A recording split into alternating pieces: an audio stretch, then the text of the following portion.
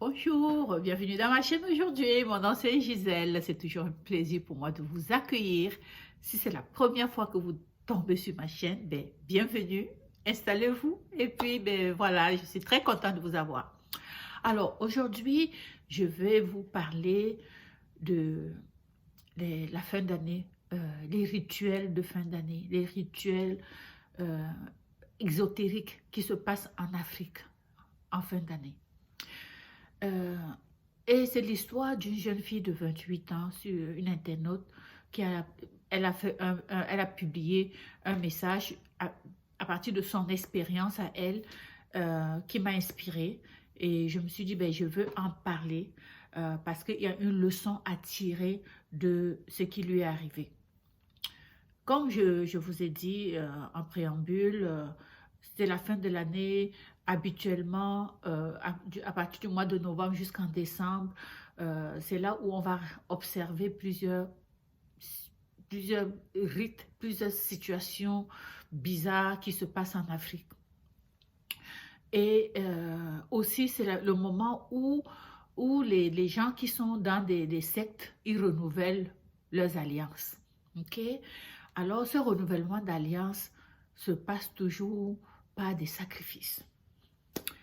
Alors, donc, ça va nous amener donc à l'histoire de cette jeune fille de 28 ans qui a décidé, qui a choisi de garder l'anonymat, ok? Donc, son expérience personnelle, ce qu'elle a vécu, c'est quelque chose d'horrible, ok? On va écouter son histoire et par la suite, on revient. Je vous présente son histoire. La fin de l'année, on est en plein dans la fin de l'année depuis le mois de novembre. Comme on le sait déjà, en Afrique, souvent, c'est à partir du mois de novembre, c'est la période où les gens qui sont dans des sectes et tout doivent renouveler leur contrat dans ces organisations. Et souvent, ce que ça donne, c'est qu'il y a plein de sacrifices. Et ils vont souvent tendre des pièges aux gens. Alors, cette semaine, je ne sais pas si vous avez suivi l'histoire de cette fille camerounaise. C'est une internaute qui elle a parlé, elle a écrit dans les réseaux sociaux parce qu'elle, il y a un an, elle a choisi de garder l'anonymat, donc on va respecter ça. Il y a un an, donc, elle a rencontré un jeune homme. Elle a 28 ans elle-même. Elle a rencontré un jeune homme dans la trentaine.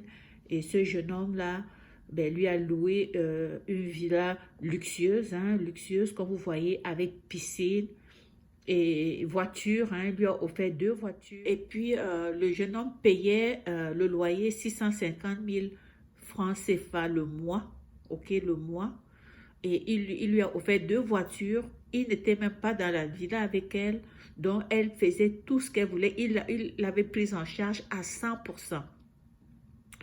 Alors, depuis qu'ils se connaissent, ça fait depuis un an, la fille, elle a fait des tentatives pour le séduire afin d'avoir une relation sexuelle avec lui. Jamais elle n'a été capable. Il est resté de marbre pendant tout ce temps, malgré toutes les tentatives de la jeune fille.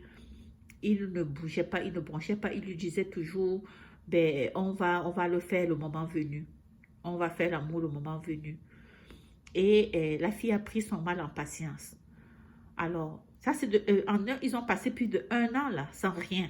Même pas des embrassades, rien.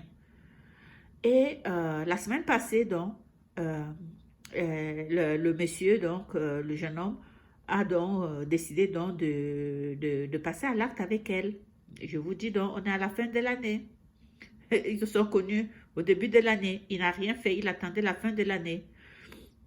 Alors, donc, la semaine passée, donc, il y a eu donc un rapprochement entre eux. La fille était tellement contente qu'enfin, il accepte de passer à l'acte. Et elle était vraiment contente.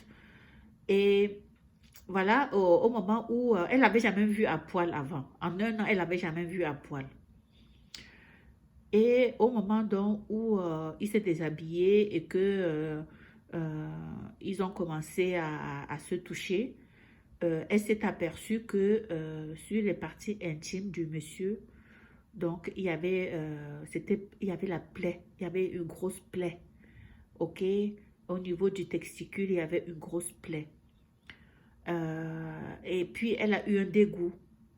Et elle a eu un dégoût, elle a voulu se retirer. Le monsieur a dit non, je veux que tu lèches. Elle dit mais c'est la plaie. Le gars dit non. Et il a forcé. Il l'a forcé à lécher la plaie.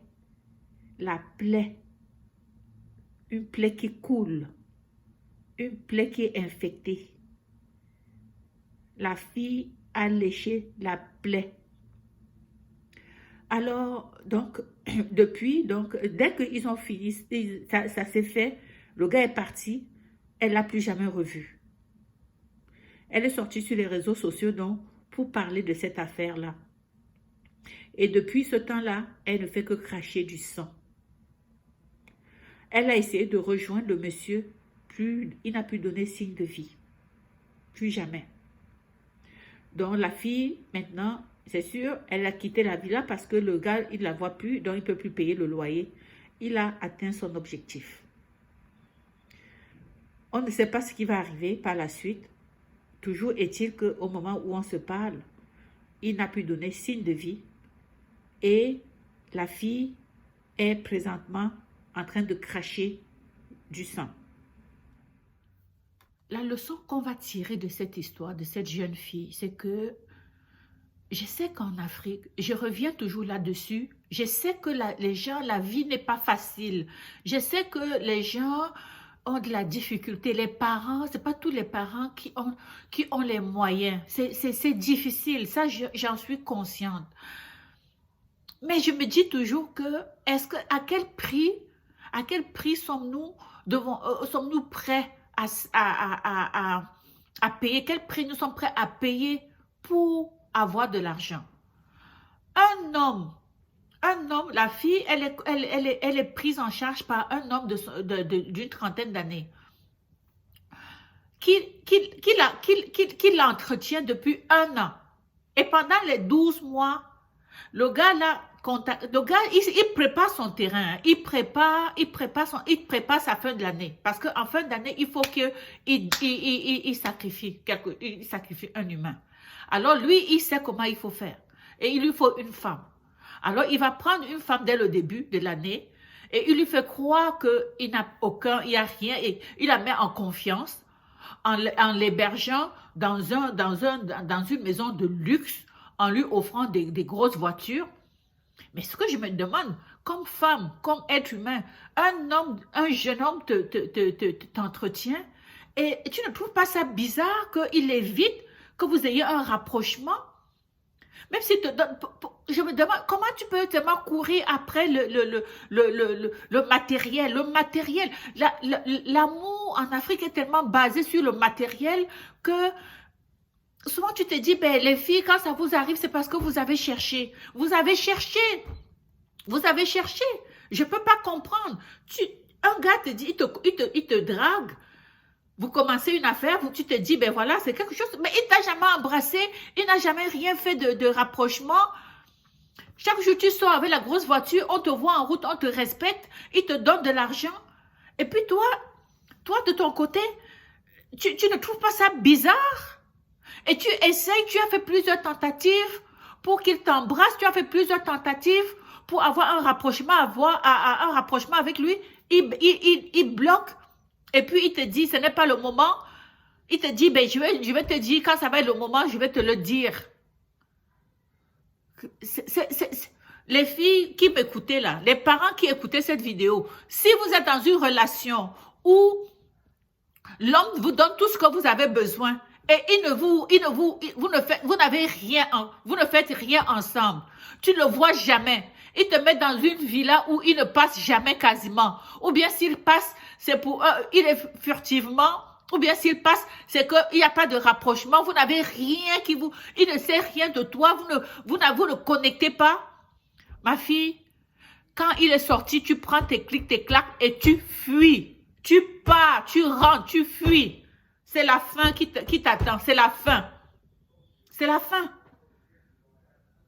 Apprenez à aimer quelqu'un par amour. Apprenez à aimer quelqu'un d'abord par le cœur. Apprenez ça. Ne commencez pas toujours une relation par ce que la personne te donne. Une relation qui est basée seulement sur du matériel, ce n'est pas sain. Ce n'est pas sain. Il faut aimer. Il faut savoir ce que c'est que aimer quelqu'un. On ne peut pas aimer quelqu'un juste parce que la personne vous donne de l'argent. Il faut aimer quelqu'un parce que le cœur est là. Quand le cœur est là, vous allez le savoir, c'est agréable. Arrêtez de toujours vous baser sur le matériel. Voilà maintenant, cette fille-là maintenant, regardez ce qui lui arrive. Regardez ce qui lui arrive, vous avez écouté son histoire. Elle est obligée maintenant, quand elle crache, ben c'est quoi? C'est du sang. La suite, ça va être quoi? Le pire, c'est que le gars a disparu. Donc, il lui a déjà transmis le venin. Le venin est déjà parti. Donc, dans quelques temps, on va seulement entendre que la fille n'est plus là. Ou bien elle va commencer elle va sortir de son corps. Voilà. Et c'est ça. Alors, les jeunes filles, arrêtez de suivre les gens. Arrêtez d'envier les filles que vous voyez avec les grosses voitures, avec les gros sacs à main, avec tout ce que vous savez, qui vivent dans les maisons de luxe et qui vous montrent les photos comme si elles avaient gagné à la loto. Je vous dis, ne vous laissez pas berner par ça. Laissez-les aller avec ça. Ne vous laissez pas berner. Ne les enviez pas. Elles n'ont rien. Elles n'ont rien que vous devez envier. Rien. Quand vous avez un grand œil, là, vos yeux, si c'est trop gros, vous voyez, vous ouvrez des gros yeux là. Ce que ça fait, c'est que ça vous amène vers le fond. Arrêtez de faire ça. Alors sur ce, je vous souhaite une bonne journée et puis on se retrouve la semaine prochaine. Surtout partagez la vidéo parce que ce qui est arrivé à cette fille, ça peut arriver à beaucoup d'autres jeunes filles autour qui sont effectivement dans la misère et qui ne rêvent que de sortir de cette misère. Malheureusement, c'est ça qui les pousse vers ce genre de situation. Ok? Quelqu'un qui vous donne tant de choses et qui n'a aucune connexion avec vous, partez. Partez. Ok? Et vous allez prier. Alors sur ce, à la prochaine. Bye.